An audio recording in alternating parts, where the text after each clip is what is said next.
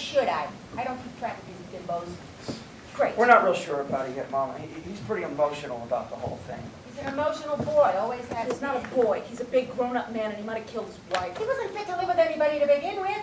I don't know why he ever tried it. A woman who lives with a man like that deserves to be killed. Mom! I play Beth, who, when the play begins, has been beaten severely by her husband, Jake. The two of the boyfriend and girlfriend retreat to their separate families, and the play flips back and forth between the two households. It's the reverberations throughout both families. You know, it affects both families to the core.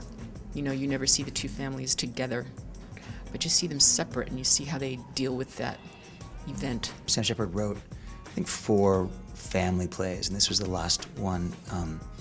It was done in 1985, and he rose around a lot in rehearsals, but there was these moments where he'd be sitting there and like talking to us about the play, and Ethan and I would just catch those eyes, and we're like, oh my God, can't believe we're in the same room with Sam Shepard, first of all, and yet and he's talking to us, and we're working on his play. To me, it kind of houses everything that he does. There's sort of magic and surrealism, but it's also incredibly realistic with real relationships between the family members, and it's also very, very funny. It can be a very funny play. The humor drives it, and but it's also very emotional and somewhat, at times, disturbing. There's a wacky humor to what goes on the stage here, and yet it's all anchored in this deep, emotional, psychic scarring kind of drama. For whatever reason, the writing speaks to me. It has a take on reality that is so absurd that it seems more like my real life than plays that aspire to naturalism. It really is. The play is a dream. The play is about consciousness. The play is not easily definable.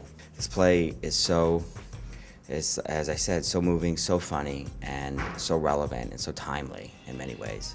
And it's a great evening of theater. It's an event. It defies explanation as to what that feeling is that people walk away with. I mean, I walk into crowds of people who've seen the play as I'm leaving work at night, and they say, oh, we loved the play. We have questions. And I say to them, ask me whatever you like. In about 6 weeks, maybe at the end of the run, I'll know something. What else do you want from the theater? I mean, come on. Good tunes, great performances. One of the hardcore, serious poets American poets of his generation, and his play hasn't been done done here in New York, and since it opened, it's a great play. It's time to see it again.